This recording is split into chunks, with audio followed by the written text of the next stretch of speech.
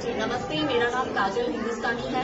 मैं पूरे भारतवर्ष में अनेक हिंदू संगठनों के साथ मिलकर लव जिहाद के विषय में कार्यरत हूँ और काफी वर्षों से ये कार्य हम कर रहे हैं। लव जिहाद एक गहन समस्या है हमारे पूरे समाज की और आज हम द केरला स्टोरी जो रिलीज हुई है उसमें हम कॉलेज की बेटियों को साथ में लेकर आए ये फिल्म देखने के लिए। ये पूरा आयोजन हिंदू सेना ने किया है जामनगर में और मैं बहुत धन्यवाद देती हूँ हिंदू सेना को और इनकी पूरी टीम को कि इन्होंने इतना सुंदर आयोजन किया, क्योंकि लव जिहाद एक ऐसा विषय है कि जिसमें एक तबका ऐसा है जो ये मानने को ही तैयार नहीं है कि ये समस्या एग्जिस्ट करती है हमारे देश में।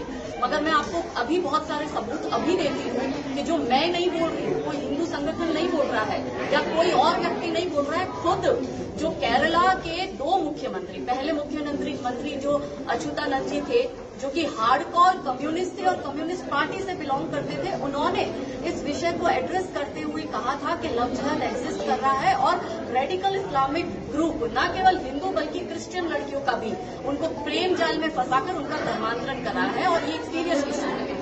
दूसरा, कांग्रेस पार्टी के मुख्यमंत्री केरला के जो चेट्टी जी है, उन्होंने भी असेंबली में, केरला के असेंबली में ये इशू उठाया था और उन्होंने कहा था कि 2006 से 2012 के बीच में इन 6 वर्षों में 7,000 से ज्यादा लड़कियों के धर्मांतरण हुए हैं और एक रेडिकल ग्रुप ऐसा है मुस्लिम का जो लड़कियों का धर्मांतरण करा रहा है, जो पहले इनको प्यार के जाल में फंसाते हैं। कुछ एक लड़कियां बिल्कुल प्लानिंग के साथ आईसिस आतंकवादी ग्रुप में सौंप दी गई, वहां पे या तो वो सेक्स स्लेवरी कर रही है या उसको ह्यूमन बॉम्बर बनाया जा रहा है, ब्रेन वॉश किया जा रहा है।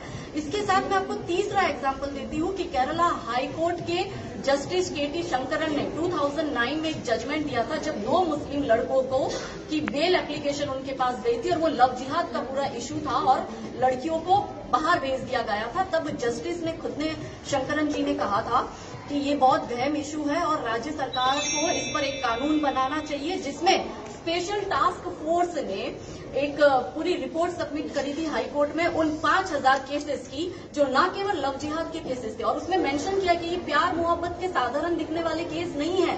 सिस्टमेटिकली हिंदू बेटियों को प्यार के जाल में फंसाकर ब्रेन वॉश कर उनका धर्मांतरण कर उनसे शादी कर उनको भारत के बाहर बॉर्डर पार भेज दिया जा रहा है और उनको आतंकवादी बना दिया जा रहा है। इसके ऊपर मैं आपको चौथी बात कहती हूँ कि जो 4 लड़कियों ने एप्लीकेशन दी थी 2021 में इंडियन गवर्नमेंट के पास में कि हम काबुल की जेल में बंद है, हमें इस तरह से केरला से प्यार कर प्यार के जाल में फंसाकर आतंकवादी बनाया गया है अफगानिस्तान में लाके, और आप हमें काबुल की जेल से छुड़ाओ और हमें वापस इंडिया लेके आओ। तब भारत सरकार ने ये बात नहीं मानी थी।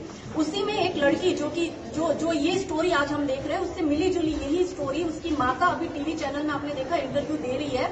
उस लड़की का रियल नाम निमिषा था, जिसको कन्वर्ट करके फातिमा बना दिया गया, उसको अफगानिस्तान ले जाया गया और उसी की मम्मी अभी टीवी में ये इंटरव्यू में सब बता रही है, श्रुति करके एक और केरला की लड़की की, कैसे उसकी ही मुस्लिम दोस्त ने उसका ब्रेन वॉश किया, वही सिस्टमेटिकली वही तरीका। तो ये रियल स्टोरी। और सबसे इम्पोर्टेंट क्वेश्चन ये है यहाँ पे जो मेरा लेजिटिमेट क्वेश्चन है कि आप कहते हो ये गलत है, ठीक है, तो क्या कम्युनिस्ट पार्टी के मुख्यमंत्री कोई हिंदू संगठन से थे? कांग्रेस पार्टी के मुख्यमंत्री केरला के हिंदू संगठन से है? केरला की जो हाईकोर्ट है उसने अपना बयान दिया, तो क्या वो गलत है? स्पेशल टास्क फोर्स ने जो रिपोर्ट सबमिट करी, क्या वो गलत है? ये सब तो हम हिंदू संगठन के नहीं है ना। तो सिस्टमेटिकली तरीके से हो रहा है और उस रिपोर्ट में ये भी कहा गया है कि सिम्मी जो student for Islamic movement of India, जिसको भारत सरकार ने बैन किया, सिम्मी ने अपने घोषणा पत्र में 1995 में 96 में ये एक षड्यंत्र बनाया था कि हिंदू और क्रिश्चियन लड़कियों को धर्मांतरण कर अगले 20 साल में केरला को इस्लामिक स्टेट बनाना है। और उसी सिम्मी को जब बैन किया तो उसका क्लोन खड़ा हुआ पॉपुलर फ्रंट ऑफ इंडिया की। आप जानते हैं कि भारत की सरकार ने अभी पॉपुलर फ्रंट ऑफ इंडिया पर भी बैन लाया और पॉपुलर फ्रंट ऑफ इंडिया का घोषणा पत्र हमारे सामने आया और ये चिंता का विषय है पूरे देश के लिए कि उस घोषणा पत्र में ये लिखा है कि 2047 से पहले भारत को इस्लामिक देश बनाना है। और कैसे बनाना, ये पीएफआई का षड्यंत्र है, हमने किसी ने नहीं बोला है, ये पब्लिक डोमेन में है, ये बातें मीडिया में आ चुकी है, साबित हो चुकी है। क्या वो 3 तरह है? पहला लव जिहाद करो, दूसरा इस्लामिक अवैध कब्जा करो और तीसरा जिसको लैंड ग्रैबिंग बोलते हैं, कुछ लोग उसको लैंड जिहाद बोलते हैं, और तीसरा धर्मांतरण करो। तो ये षड्यंत्र पूर्वक, जो षड्यंत्र सिम्मी का पहले केरला तक ही सीमित था, वही षड्यंत्र उसके क्लोन आतंकवादी ऑर्गेनाइजेशन पीएफआई ने पूरे भारत में लागू किया। और हम तो जबकि ग्राउंड पे काम करते हैं, बहुत सी लड़कियों को हमने रेस्क्यू किया है, किस तरह से ब्रेन वॉश किया जाता है और लड़कियों का धर्मांतरण किया जाता है। तो देश इस विषय को एड्रेस करे। एक तरफ एक लॉबी ये कह रही है कि आईएसआईएस जो आतंकवादी संगठन है वो रियल इस्लाम नहीं है, उसका इस्लाम से कुछ लेना देना नहीं है। और वही लॉबी आज जब ये आईएसआईएस से रिलेटेड हम ये फिल्म लेकर आए हैं, तो इस फिल्म को लेकर क्या बोल रहे हैं कि ये इस्लाम को बदनाम करने की साजिश है। तो भाई पहले खुद के दिमाग में तो तय कर लो कि सच्चाई क्या है। आप आईएसआईएस आतंकवादी संगठन के खिलाफ हो तो आपको तो ये मूवी को सपोर्ट करना चाहिए कि जिसमें आईएसआईएस आतंकवादी संगठन की पोल खोली है। और इसी तरह से यूके में भी उसके भी काफी सेनेटर्स ने ये बात कही है, उनके मिनिस्टर्स ने बात कही है कि यूके में मुस्लिम्स की ग्रूमिंग गैंग काम कर रही है और क्रिश्चियन लड़कियों का धर्मांतरण किया जा रहा है। ये बात हो रही है। अब हम जैसे लोग जो पब्लिक डोमेन में काम कर रहे हैं, इस चीजों को लोगों के सामने ला रहे, जागरूकता ला रहे। मैंने बहुत लड़कियों को रेस्क्यू किया है, तो हम पर ठप्पा लगा दिया जाता है कम्युनल का, हम पर मल्टीपल एफआईआर कर दी जाती है, मुझे जेल में डाल दिया गया क्योंकि मैं हिंदू की बेटियों को बचाने निकली हूँ। क्या ये मेरा दोष है? मेरा प्रश्न है पूरे भारत से। तो मैं भारत की जनता को दोनों हाथ जोड़ के निवेदन करती हूँ कि इस गर्मियों में अपने बच्चों को कहीं घुमाने मत ले जाइए, ये फिल्म दिखाइए। अगर आपको अपने बच्चों की, अपने बेटियों की, अपने आने वाली पीढ़ियों की और अपने देश की चिंता है, तो ये जो सच्चाई बताई गई है, इस फिल्म को अपने बच्चों को जरूर दिखाइए। समस्त हिंदू संगठनों से मेरा निवेदन है कि प्लीज आप बेटियों को ये फिल्म जरूर दिखाएं।